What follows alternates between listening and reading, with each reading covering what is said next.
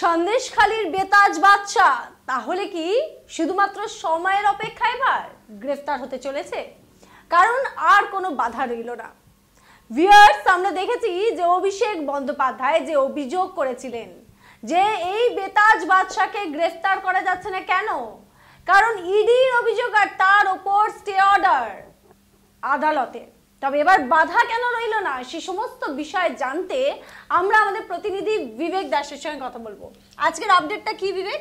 দেখো, আমরা গতকালই দেখেছিলাম যে বজবজের একটি জল প্রকল্পের উদ্বোধন করতে গিয়ে সেখানে সাংবাদিকদের মুখোমুখি হয়ে তৃণমূলের যাকে বলা যায় সেকেন্ড ইন কমান্ড, সর্বভারতীয় সাধারণ সম্পাদক এবং ডায়মন্ড হারবারের তিনি সাংসদও অভিষেক বন্দ্যোপাধ্যায় তিনি পরিষ্কার ভাষায় অন দ্য রেকর্ড বলছেন, তিনি বলেছেন এই কথাটা অন দ্য রেকর্ড রাখা হোক যে জুডিশিয়াল কারণেই, জুডিশিয়াল যে বাধা সেই বাধার কারণেই নাকি শেখ শাহজাহান এখনো অবধি তাদেরকে গ্রেফতার করতে পারছে না। এই প্রসঙ্গে মনে করিয়ে দিতে চাই যে কিছুদিন আগেই কেন্দ্রীয় মহিলা কমিশন, কেন্দ্রীয় জাতীয় মহিলা কমিশন, তার যিনি চেয়ারম্যান রেখা শর্মা, তিনি সন্দেশখালী এসেছেন, একথা সবারই হয়তো মনে আছে।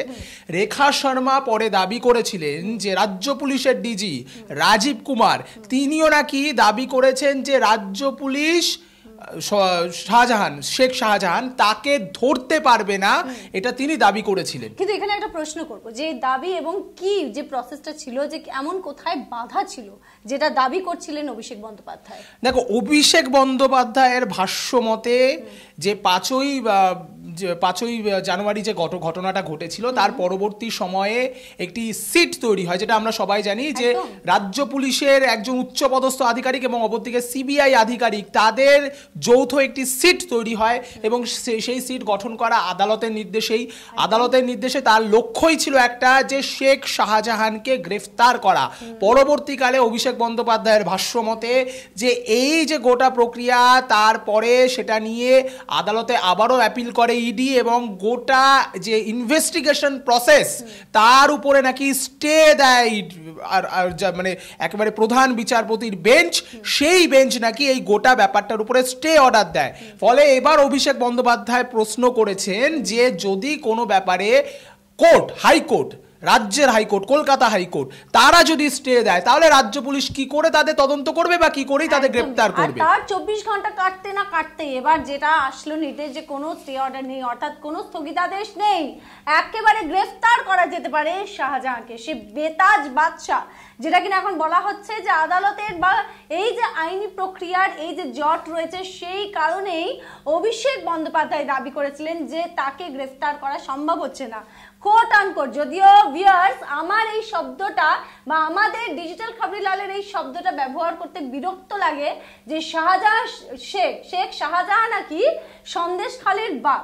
তবে বিষয়টা হচ্ছে যেভাবে সে অত্যাচার করেছে, যে ঘটনা ঘটিয়েছে, সেই দিক থেকে যদি দেখা যায় তাহলে যে নাম তার বারবার উঠে আসছে তাতে করে তার কি পরিচয় হওয়া উচিত সেটা যদি প্রমাণিত হয় তাহলে তো আপনারাই রয়েছেন নির্ধারণ করতে নাম। তবে এবার বড় প্রশ্ন যে আর কিন্তু পুলিশের সামনে বাধা রইল না। দেখো, আক্ষরিক অর্থে এর পরে পুলিশের সামনে কোনো বাধা রইল না, এমনকি মামলায় তাকে যুক্ত করা, তার নাম যুক্ত করারও নির্দেশ দিয়ে দিয়েছে হাইকোর্ট।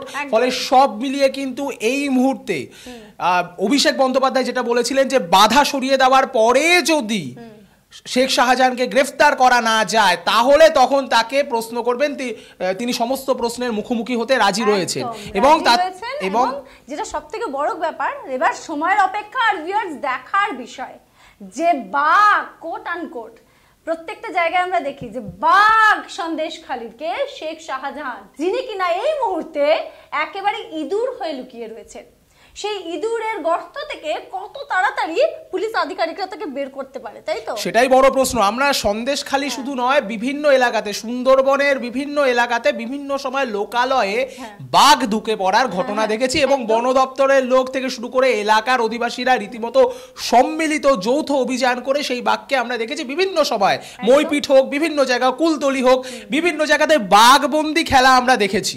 কিন্তু এইবার যেটা হতে চলেছে যে সন্দেশখালীর বাঘ যাকে বলা হচ্ছে সে বাঘ কতদিনে জেলের খানায় বন্দী হবে সেটা এখন সবথেকে বড় প্রশ্ন, শ্বেতা। একদম, এবার এটাই বড় প্রশ্ন। এবার দেখার এটা যে কতদিনে এবার ডিজি রাজীব কুমার, তিনি কিনা প্রথম দিকেই বলেছিলেন যারা অপরাধ করেছে তাদেরকে গ্রেফতার করা হবে, অন্যরা গ্রেফতার হলেও এখনো পর্যন্ত গ্রেফতার হননি শেখ শাহজাহান। 50 দিনেরও বেশি হয়ে গেছে। অভিষেক বন্দ্যোপাধ্যায় যে মন্তব্য করেছেন যেভাবে, তারপরেই আদালতের তরফ থেকে যে নির্দেশ, তাই তো? আর তারপরে এবার দেখার যে কত তাড়াতাড়ি কত দ্রুততার সঙ্গে শেখ শাহজাহান গ্রেফতার হয়। তাহলে মনে হচ্ছে এবার সময়ের অপেক্ষা।